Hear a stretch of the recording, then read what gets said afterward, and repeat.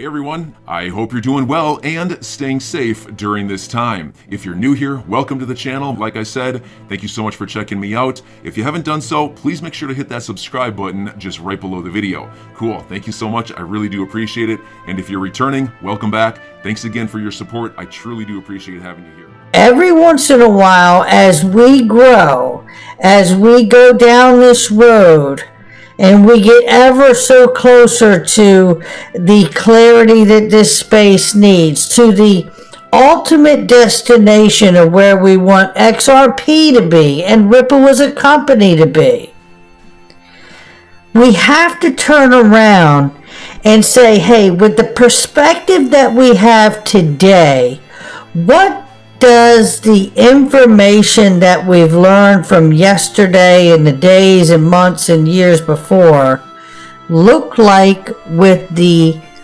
vision that we understand today? And that's exactly what we're going to do right here.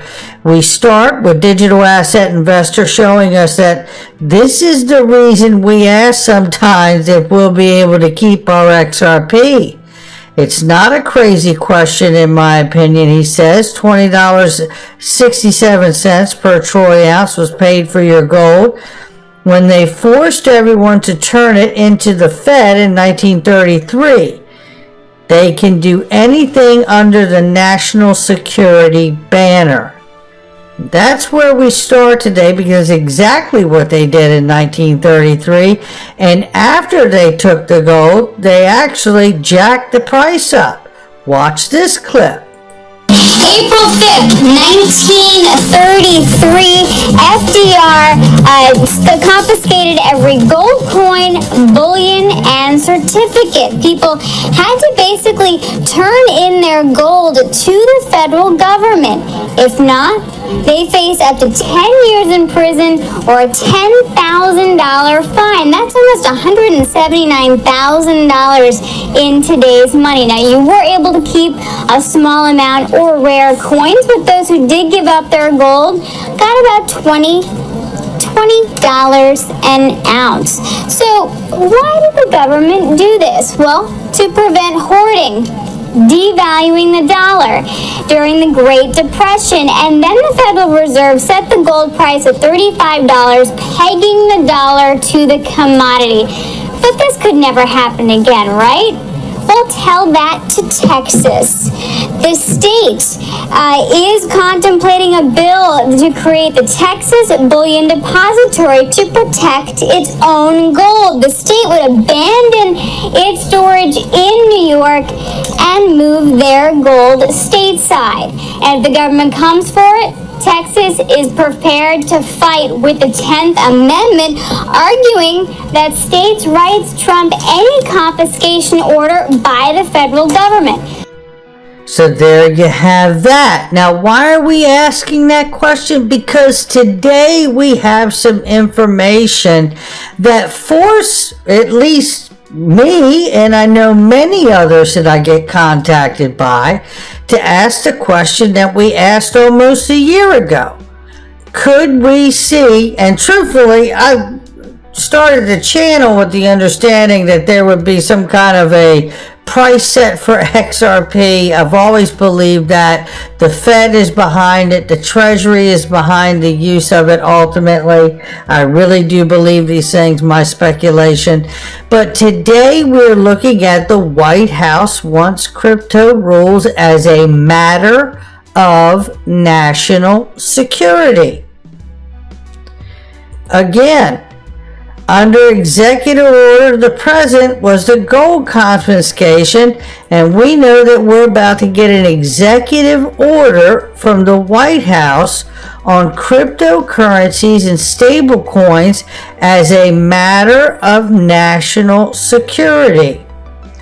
You know, in order to do any kind of seizure or confiscation, they first have to impose some kind of matter of national security or some kind of state of emergency, right? Well, stay with me here. If you remember, it was almost a year ago, we had Attorney Seal and Attorney Hogan, Jeremy Hogan from Legal Briefs, on the channel here, And we discussed exactly that. First, I want to run through you very quickly the Pelican brief here from Attorney Seal. And this was it's an incredible layout. And I tell me as we read this if it doesn't sound like he was predicting the future. Because I believe he actually may have been. His theory on March 13th, 2021, when we had our conversation, was simply this. It's all about Ripple's escrow. If Congress declares that regulating digital access is a matter of national security, again, on March 13th, 2021, right there, right? Well before this executive order was talked about, the federal government could invoke its eminent domain power to expropriate private property for public use. While this power has historically been used to expropriate mainly land, any private property can be expropriated when within the limits of the Fifth Amendment taking clause, so long as the original owners provided with just compensation based on fair market value. This, by the way, is where we enter in with Jimmy Valley's The Deal, the proposal that he had where everybody made fun of the $37,500 XRP price that was submitted to the Fed as a buyback offer. Most of you don't realize that I believe what Jimmy Valley did was probably one of the greatest things that anybody could do, just as John Deaton is representing the XRP holders. What he did was submit a proposal that revealed to the Fed that us as retail holders understand the full scale intended use of the asset XRP that we all hold. And should a moment come of an executive order where they go to move to confiscate either retail investors or the escrow, Jimmy Valley was setting what I believe was probably and could become one of the greatest snare traps ever set for a civil lawsuit. Letting the Fed know that we understand the full-scale intended use of this asset, and should you take an action to try to confiscate a forced buyback as you did in gold in 1933 and reset the price after you get it back from us, we'll be taking you to court if you don't offer a true fair market value for the token that retail holders actually hold.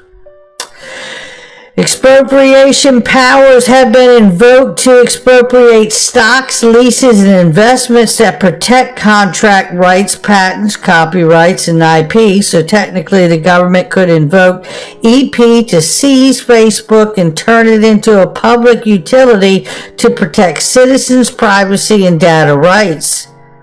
Another great example. So when regulating digital assets, especially a token as politically demonized as XRP has been, all that would be required for proper government justification would be to file a very public yet frivolous lawsuit which harms or scares the property owners, but that doesn't harm the property itself. Remember, these are not criminal charges in the SEC case. They're civil.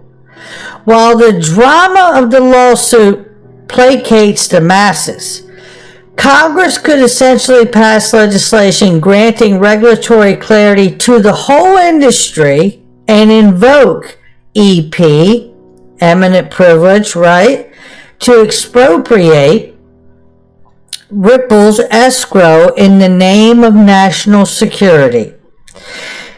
This may be why the suit specifically avoids asking the court to determine if XRP is a security. This puzzles him.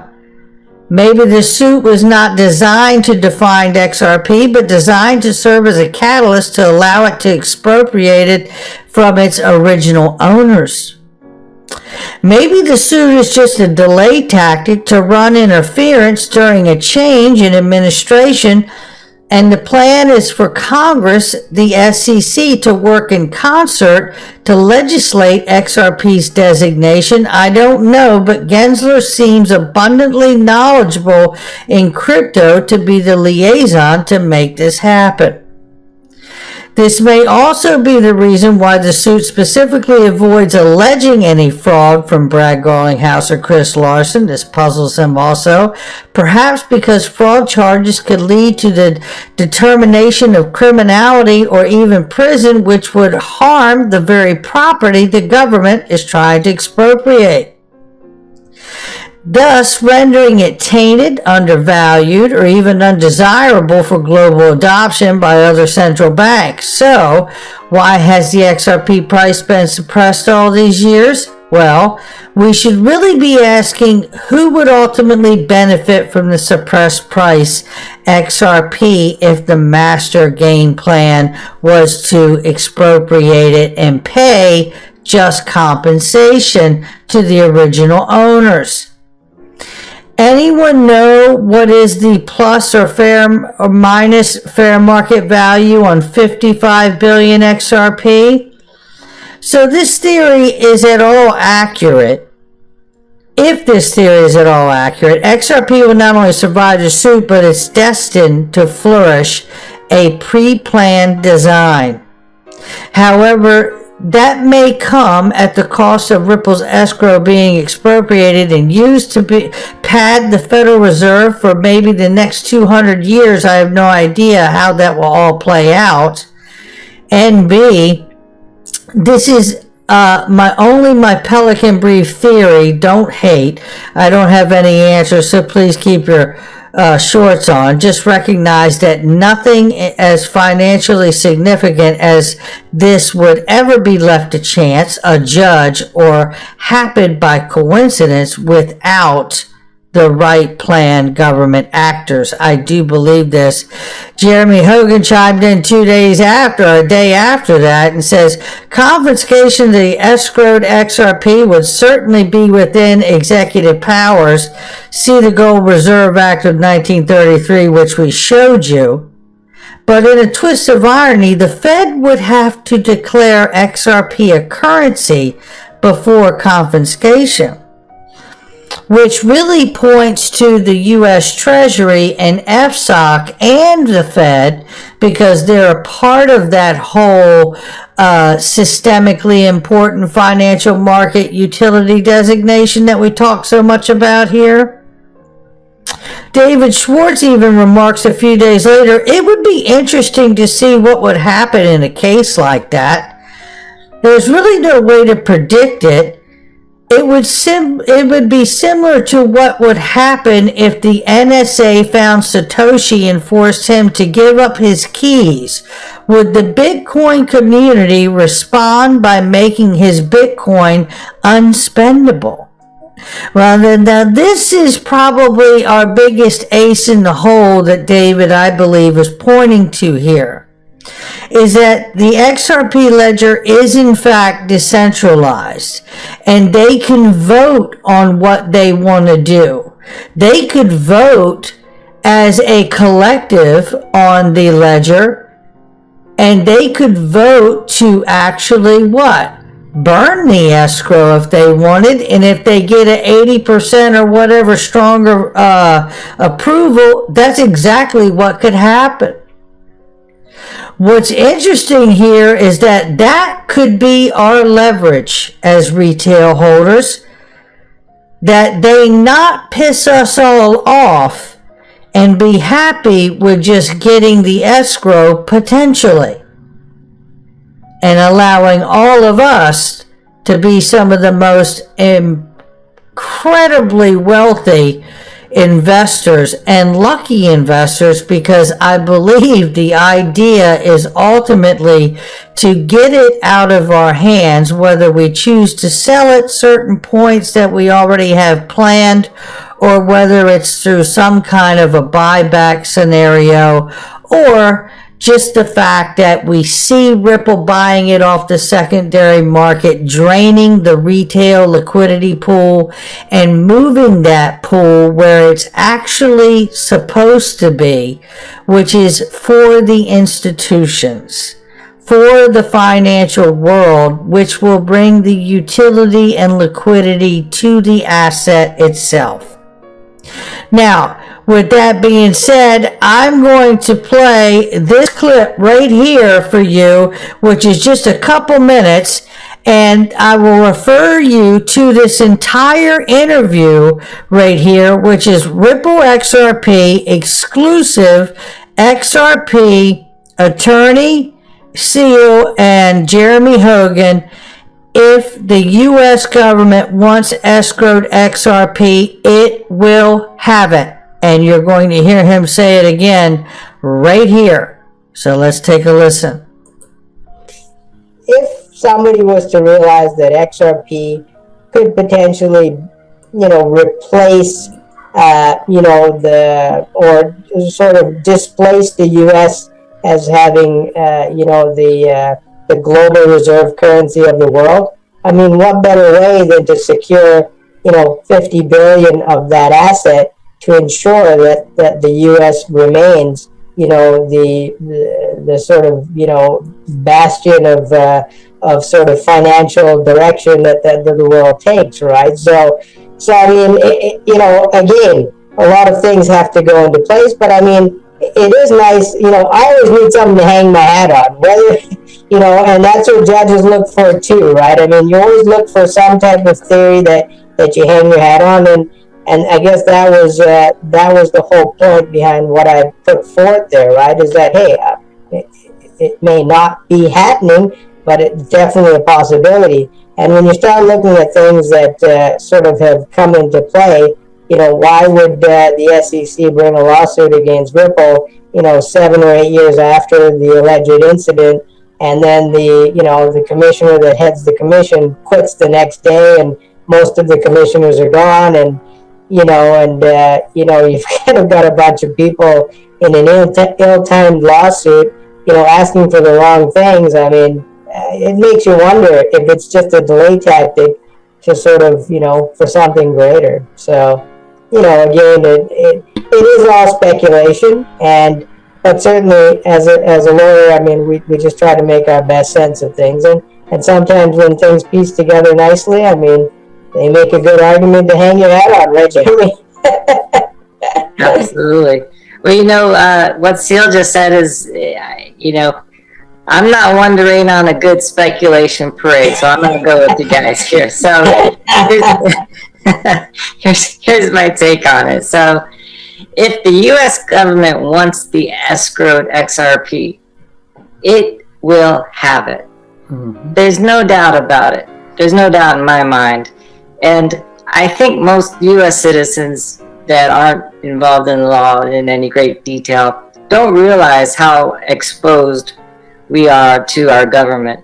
There's only two things that separates that XRP, if the government wants it, from Ripple and the government. One, there's your vote, because if people think that you're going to, they're going to lose their vote and get kicked out of office if they do something, they won't do it. And two, there's the U.S. Constitution. And that's where we have it. And to the point of the vote, not only is there the political vote that he referenced, again, there's the vote that can happen on the ledger from the entities that are running and controlling the ledger, and whatever is the strongest vote wins.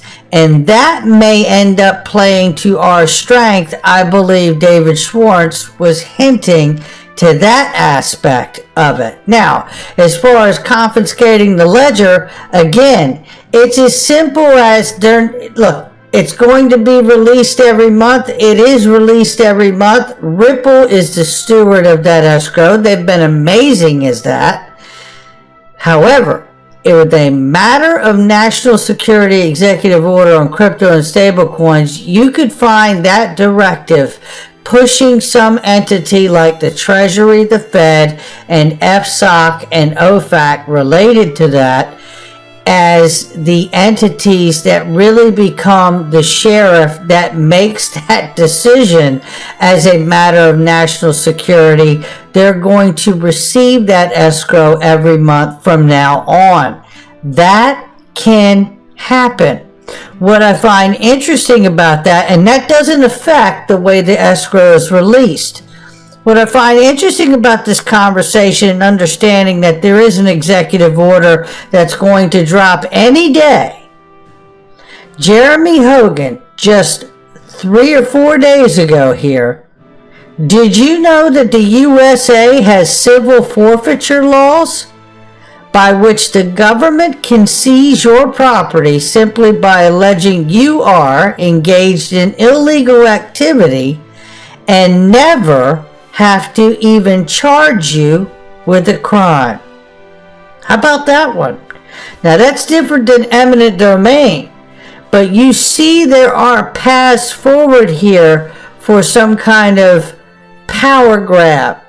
We already see the SEC doing as much when it comes to the SEC versus Ripple case. A reminder, again, the executive order is about crypto and stable coins and a matter of national security. I happen to think our ace in the hole may just be the fact that you can vote to make amendments and changes on the ledger.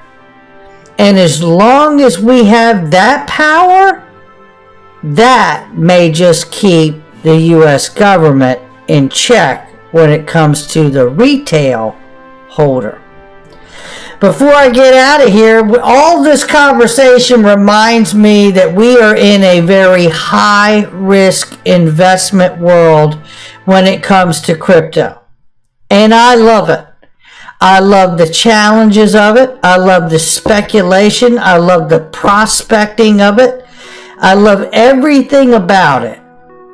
But what I also love is diversifying, and that's why I've been so excited for the first time ever, because of Masterworks, you can invest in blue chip art.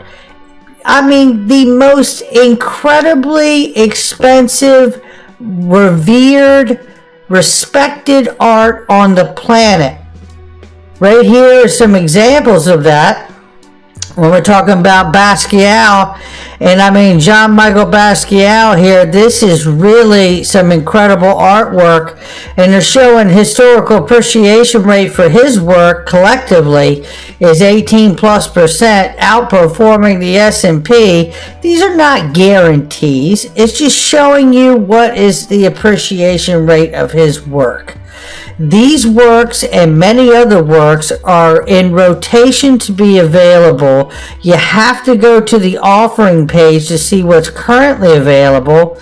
I have bought into a Christopher Wool, which by the way was like 88 or 89% fully filled on how many shares you can buy. Look, at $20 a share, you can buy into this thing. It is a security. I'm your guy. I will keep you posted. I'm your advocate. I'll be back on a daily basis, usually multiple times per day, with these videos to keep you updated with everything going on. So I hope you enjoyed the video. If you haven't done so, make sure to hit that subscribe button. Feel free to share any of my videos with your friends, family, social media, or anybody who may care to listen. Thanks so much for your continued support. I'm always here for you. I want to help you through this time. So thank you so much for continuing to choose me. Enjoy your day, stay safe, and I'll catch you again probably in a couple hours. Thanks, everybody. See you later.